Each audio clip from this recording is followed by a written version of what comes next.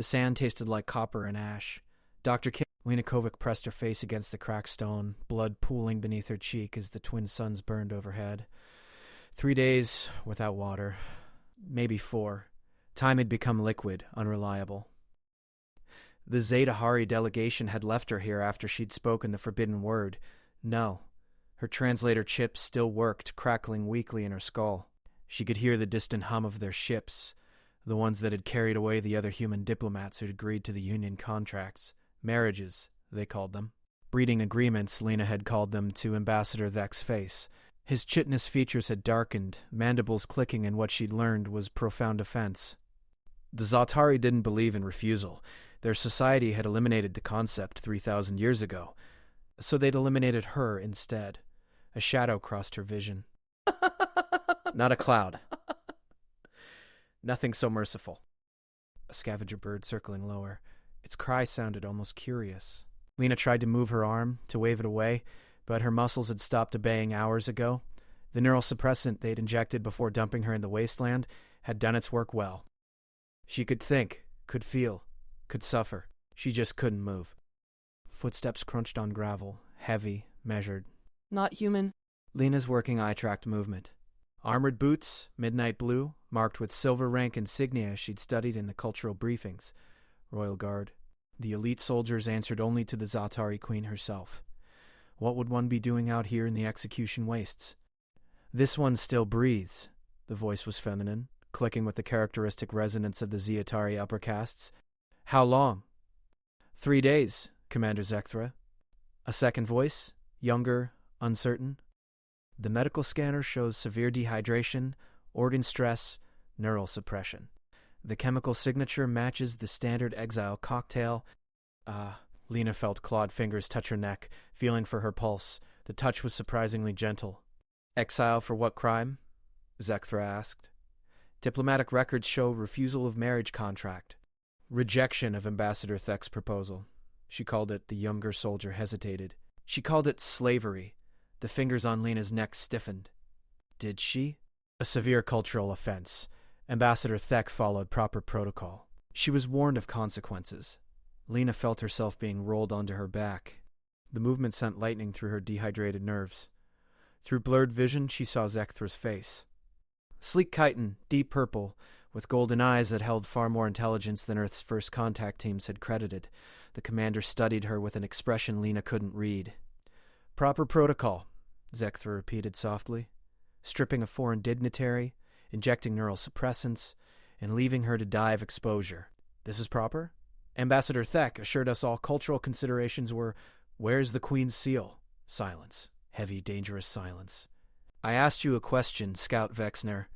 There is no Queen's seal, Commander. Ambassador Thek said the offense occurred during his autonomous delegation period. He acted within his authority as primary contact. Autonomous delegation ended 6 days ago when the treaty ratifications were submitted. Nothing regarding human contracts could be decided without the Queen's review. Thek knows this. He has served in the diplomatic corps for 40 years. Lena tried to focus through the haze of pain and dehydration. Something was happening, something important, but her brain couldn't quite process the rapid-fire clicking of agitated Zatari speech. Get medical transport here. Now. Zekthra's voice cut through the confusion. Full emergency protocols. If this human dies, it becomes an intergalactic incident our people cannot survive. He committed an unsanctioned execution. Zekthra knelt again, and Lena felt something cool pressed to her lips. Water. Real water, not the hallucination she'd been dreaming.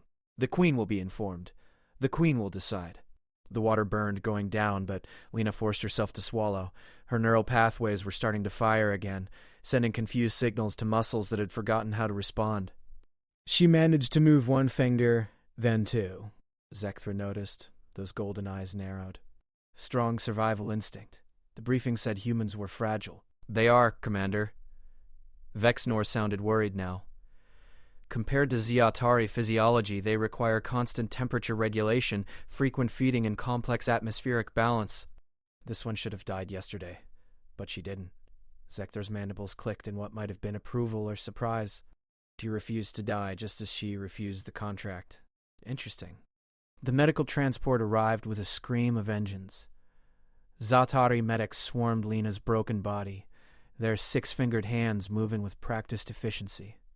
She felt the prick of needles, the cool rush of intravenous fluids, the strange tingling as neural inhibitors were flooded with counteragents. Sensation returned in agonizing waves. Lena gasped, her back arching. The medics held her down, speaking in rapid clicks she couldn't follow. But she heard Zectra's voice, clear and commanding above the chaos.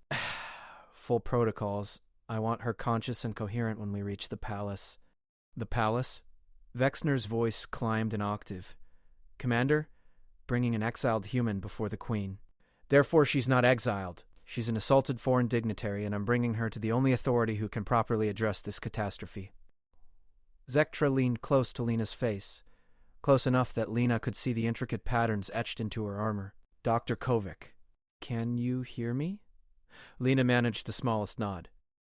You're going to survive this, and then you're going to tell the Queen exactly why you said no. Those golden eyes held something fierce, something almost proud. Word for word. Leave nothing out. Can you do that? Stronger this time. Good. Zectra stood, her voice carrying across the wasteland with the weight of absolute authority. Move her to the transport. Alert the palace guard we're coming in with a priority guest. And someone find Ambassador Thek and inform him his presence is required at an emergency royal audience. As the medics lifted Lena onto the anti-grav stretcher, she caught one last glimpse of the desert that was supposed to be her grave. The scavenger bird was still circling, but now it flew higher, already moving on to easier prey. The palace rose from the planetary capital like a crown of crystallized starlight. Lena had seen it from orbit during the approach, had marveled at its impossible architecture. Now, strapped to a medical bed in the transport's belly, she saw it through the viewport as they descended. Up close, it was even more overwhelming. Towers that defied gravity, bridges that seemed to float on air, gardens that cascaded down vertical surfaces in defiance of physics. The transport didn't land at the diplomatic entrance where Lena's delegation had first arrived 3 weeks ago. Instead, it dove into a heavily fortified military port, where armored guards stood in perfect formation and scanner arrays swept every incoming vessel with paranoid precision. Zectra hadn't left Lena's side during the flight. She sat now with her back straight, mandibles locked, and what Lena had learned was intense concentration. The commander was thinking, calculating, preparing for something. Commander. One of the medics approached, bowing slightly. Her vitals are stabilizing faster than predicted. Human resilience appears to exceed our medical database specifications. Noted. Zectra didn't look away from the viewport. What about the neural damage? Reversible. Another 6 hours and the suppressants will be fully cleared from her system. She'll regain full motor control. We don't have 6 hours. Zectra finally turned, studying Lena with those analytical golden eyes. Can she walk? With assistance, perhaps. But I wouldn't recommend... Dr. Kovic... Zectra leaned forward, speaking slowly in the clicking common tongue that Lena's translator converted to English. The Queen doesn't tolerate weakness. If you enter her presence on a stretcher, she'll view you as a victim. Victims have no voice in Zatari law. But if you walk, if you stand despite your injuries, you become a survivor. Survivors have the right to testify. Do you understand the difference? Lena's throat was still raw, but she forced out words. Walk or be dismissed. Precisely. Zectra's mandibles clicked in approval. You learn quickly. That will serve you well in the next hour. The transport settled onto the landing pad with a gentle thud. Through the viewport, Lena could see more Royal Guard forming ranks. At least 50 warriors, all in that distinctive midnight blue armor, all standing with a precision that made human military formations look sloppy. Zectra stood, gesturing to the medics. Get her upright. Support her if necessary, but make it look like respect, not medical necessity. Lena felt strong hands grip her arms, lifting her from the medical bed. Her legs trembled, threatening to buckle, but she locked her knees and forced herself to stand. The world tilted sickeningly. She focused on breathing, on staying conscious, on not collapsing in front of these warriors who clearly valued strength above all else. Better. Zectra adjusted Lena's torn diplomatic jacket, pulling it straight despite the bloodstains and sand damage. Remember, Dr. Kovic, the Queen values truth above all things. Tell her exactly what happened. Don't soften it. Don't apologize. Just truth. The transport's ramp descended. Heat and noise flooded in. Lena heard the synchronized thud of armored feet, the hum of scanning equipment, and something else, a low, resonant tone that seemed to vibrate through the very air. The Queen's song. Zecthra's voice held reverence. She knows we're here. She's waiting. They moved down the ramp in a strange procession. Zecthra in front, Lena supported by 2 medics behind her, and Vexner trailing with obvious anxiety. The royal guard parted smoothly, creating a corridor of armored bodies. Lena caught glimpses of their faces as she passed. Curious. Concerned. Some angry, though she couldn't tell if the anger was directed at her or the situation. The palace interior was cooler, the air thick with scents Lena couldn't identify. They passed through halls lined with bioluminescent art, chambers where courtiers stopped their conversations to stare, and security checkpoints where guards scanned Lena with equipment that made her translator chip buzz uncomfortably. Finally, they reached a pair of massive doors. Each stood 3 times Lena's height, carved from something that looked like opal but moved like water. Intricate patterns flowed across the surface, telling stories Lena couldn't read. Zecthra stopped. She turned to face Lena, her expression grave. Behind these doors is the Queen's private audience chamber. Few outsiders ever enter. Fewer still leave unchanged. Whatever happens in there, Dr. Kovac, remember this. The Queen doesn't punish honesty. She punishes deception, cowardice, and waste. You've already proven you're no coward. Don't waste her time, and don't lie. Understood? The doors responded to her gesture, flowing apart like liquid. Beyond them, Lena saw a chamber that defied description.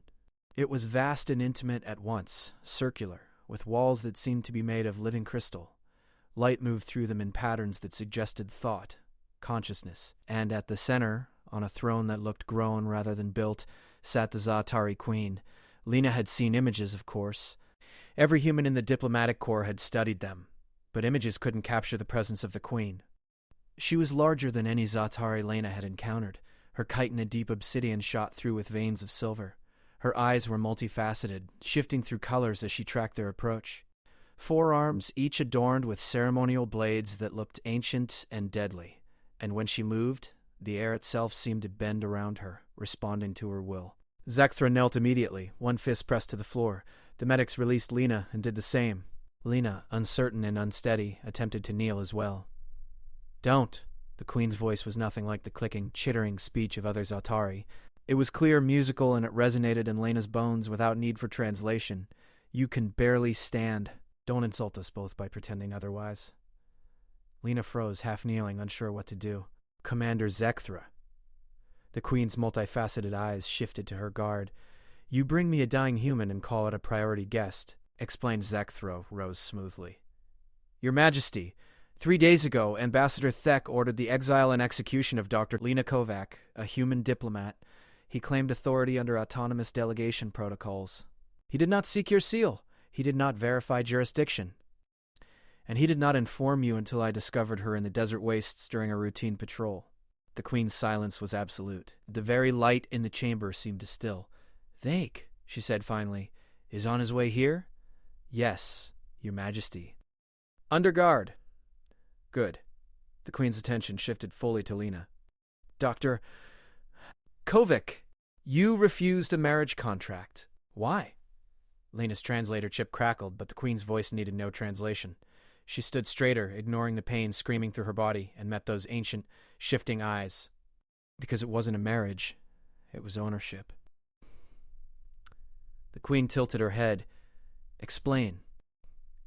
Ambassador Thek presented the contract as a diplomatic union, a joining of species, of cultures, but when I read the terms, Lena's voice grew stronger as anger overrode pain. I would have no right to refuse physical contact, no right to leave, no right to communicate with other humans without permission.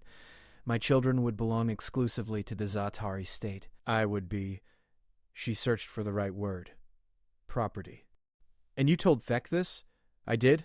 I told him it violated every human right, every diplomatic protocol Earth had established. I told him I wouldn't sign it, and neither would any human with dignity. What did he say? Lena's hands clenched. He said humans don't get to redefine Za'atari tradition. He said the contract had been used successfully for thousands of years across hundreds of species. He said she hesitated, remembering the cold fury in Thek's eyes. He said if I refused, I was refusing the Za'atari people, that such an insult couldn't be tolerated. And then? He had his guards strip me, inject me with something that paralyzed my body but left my mind aware, and they flew me to the desert. He told me I'd have time to reconsider my choice as I died. The chamber's silence grew teeth. Lena felt it pressing against her skin, heavy with implications she didn't fully understand. "You did not reconsider," the Queen observed. "No." "Why not?" "Because I'd rather die free than live as property, even if it meant dying slowly, alone, in pain. Some choices matter more than survival." The Queen's mandibles moved in a complex pattern. Lena's translator chip struggled to interpret it, finally settling on a rough equivalent. "Profound consideration, Commander Zekthra," the Queen said quietly. "How did you find her?" "I was running reconnaissance patterns in the Western Wastes, Your Majesty. Standing orders since the human delegation arrived, in case of emergency extraction needs. I detected human biosigns in a zone designated for condemned criminals." Zekthra's voice was carefully neutral. "When I investigated, I found Dr. Kovic in the exact location listed in our execution site database. Sothek used official execution protocols. He filed the paperwork through back channels, using emergency codes that bypassed normal review. The documentation claimed Dr. Kovic had committed violent assault against the Zatari official. Medical scans show she was the only uninjured. Security footage from the diplomatic compound shows she never raised a hand." She only spoke. The movement was fluid, powerful, and every warrior in the chamber tensed. She descended the steps slowly, each footfall echoing like thunder. She was massive up close, towering over Lena by at least 3 feet.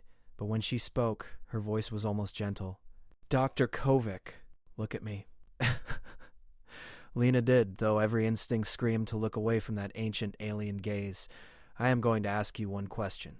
Your answer will determine not just your fate, but the fate of human-Zathari relations for the next century. Do you understand? If I offered you the same contract now, here, with my personal guarantee of your safety and status, would you accept?" The question hung in the air like a blade. Lena understood what was being asked. This was her chance to fix everything, to smooth over the diplomatic catastrophe, to save face for everyone involved. All she had to do was say yes, accept the contract, and this whole nightmare would be reframed as a tragic misunderstanding. She thought of Earth, of the fragile alliance humanity desperately needed. She thought of the other diplomats who'd signed their contracts without complaint. She thought of everything she'd be giving up by refusing again. Then she thought of the desert, the sand in her throat, the birds circling overhead. The absolute certainty that some prices were too high to pay. "No," Lena said clearly, "I wouldn't accept." The Queen's expression didn't change. "Why not?" "Because gratitude isn't love. Because even if you guaranteed my safety, the contract would still make me property. And I won't be property, not for any reason, not even to save my entire species' diplomatic standing." Lena's voice cracked, but she pushed on. "If humans can only join the galactic community by selling ourselves into slavery, then maybe we don't belong in the galactic community." The Queen stared at her for a long moment. Then something remarkable happened. The Queen's mandibles parted, and she made a sound Lena had never heard from any Zathari. It was musical, complex, almost like laughter. "Commander Zekthra," the Queen said, still looking at Lena. "What did I tell you when the humans first arrived? What did I say I wanted to learn about them?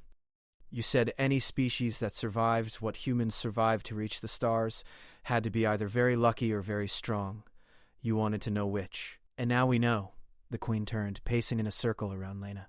3,000 years ago, we Zaltari eliminated the word no from our language. We believed consensus was strength, that unified purpose would make us unstoppable, and it did, for a time. But do you know what we lost, Dr. Kovic? We lost the ability to challenge ourselves. Every Zahatari knows their place, knows their role, knows the answer to every question before it's asked. We're efficient, stable, stagnant. The Queen stopped in front of Lena again. When Ambassador Thek presented that contract to you, he wasn't testing your willingness to join us. He was testing whether humans were like every other species we've absorbed, compliant, grateful for the opportunity, willing to sacrifice individual dignity for collective safety. "I don't understand," Lena whispered. "Thek is old guard. He believes the old ways are the only ways. He thought if he could break you, could force you to accept ownership, he'd prove that humans were just another weak species ready to be absorbed into the Ziatari collective." The Queen's eyes shifted through a spectrum of colors. "But I didn't want another absorbed species. I wanted allies, partners. beings who could say no to us, challenge us, push us to grow, and you, Dr. Kovic, bleeding and dying in the desert, proved that humans can do exactly that. Footsteps echoed in the chamber. Heavy, quick, approaching with barely contained urgency. Ambassador Thek entered between two guards, his chitinous features arranged in careful neutrality. But when he saw Lena standing before the Queen alive and conscious, something flickered across his face. Fear. "Your Majesty," he bowed deeply. "I came as soon as I received your summons." "Did you?" The Queen's voice could have frozen stars. "Commander Zekthra, read the charges." Zekthra stepped forward, producing a data tablet that glowed with Zekthra's script. "Ambassador Thek, you stand accused of unauthorized use of execution protocols, falsification of diplomatic records, attempted murder of a foreign dignitary, and deliberate sabotage of treaty negotiations. How do you answer?" The straightened his mandibles clicking rapidly. "I acted within my authority to preserve Zaytari honor. The human insulted our traditions, questioned our way of life. Such offense couldn't be—" "She questioned a contract," the Queen interrupted. "A contract you had no authority to offer without my seal. A contract that hasn't been updated in 600 years and doesn't reflect current Zatari law regarding autonomous beings. You knew this, Thek. You've served long enough to know exactly what you were doing." "Your Majesty, the humans needed to understand their place." "Their place?" The Queen's voice rose, and the entire chamber seemed to resonate with her anger. "Their places as equals under treaty law. Their places as autonomous beings with rights recognized by the Galactic Council. Their places not groveling in the sand because you couldn't handle being told no." The composure cracked. They're barely evolved. Fragile, short-lived, emotional. They needed guidance, structure, the strength of Zatari civilization to... Enough. The Queen raised one hand, and Thek fell silent. "You saw weakness where I saw potential. You saw an opportunity to prove your outdated ideology where I saw a chance to evolve beyond it. And when Dr. Kovic challenged you, you responded with cruelty and cowardice." She turned to Lena. "Dr. Kovic, under Zaytari law, you have the right to demand judgment. Thek attempted to execute you without trial, without my seal, without legal foundation. You may choose his punishment." Lena's legs nearly gave out. She stared at the Queen, then at Thek, then back at the Queen.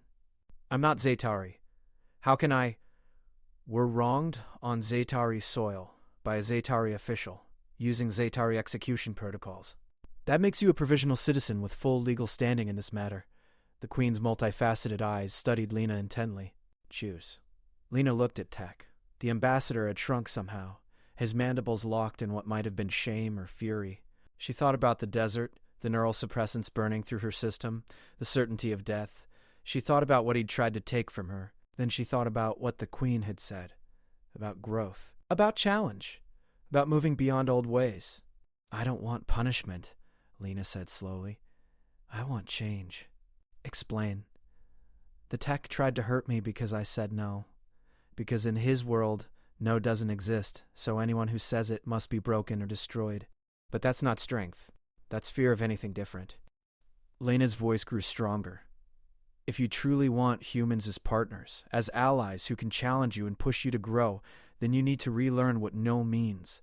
You need to teach your people that refusal isn't insult, it's honesty." "You're suggesting cultural reform," the Queen said. "That takes generations. It takes one person starting. One contract being rewritten, one law being updated." Lena looked directly at Thek. "Make him do it. Make him rewrite every contract, every protocol that treats other species as property instead of partners. Make him present them to you for approval. Make him learn that no is not an enemy. It's the foundation of real consent." Then the Queen's mandibles moved in that complex pattern again, the one Lena's translator struggled to interpret. "Commander Zekthra," the Queen said quietly, "do you know how long I've waited to hear someone say that?" "No, Your Majesty. Since I took the throne and realized our empire was dying of its own certainty." She looked at Lena with something that might have been wonder. "Dr. Kovic, you've been here less than a month, and you've articulated the exact reform I've been trying to implement against resistance from officials like Thek." She turned to the ambassador. "You will do exactly as she suggests. You will review every integration contract, every diplomatic agreement, every protocol that assumes compliance rather than requesting it. You will rewrite them to reflect genuine choice, and you will present each revision to me personally, explaining how it honors the autonomy of all parties involved. This will be your service for the next 10 years. After that, we'll discuss your future in the diplomatic corps. Thake bowed stiffly. As you command, Your Majesty. And Thek? The Queen's voice went cold. If you ever attempt to harm another being for exercising their right to refuse you, I will personally ensure you spend the rest of your very long life contemplating that choice in the deep prisons. Am I clear? Crystal, Your Majesty. Dismissed. The guards escorted Thik out. He didn't look at Lena as he left, but she saw his mandibles trembling. With rage or shame, she couldn't tell. Maybe both. When the doors closed behind him, the Queen's posture relaxed slightly. Dr. Kovich, you should sit before you fall down.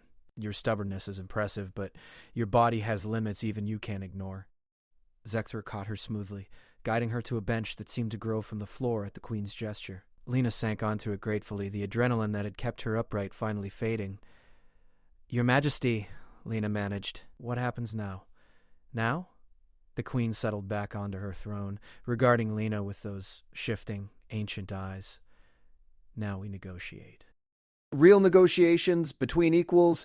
I want humans in the galactic community. I want your perspectives, your challenges, your ability to say no when the rest of the galaxy just nods and agrees.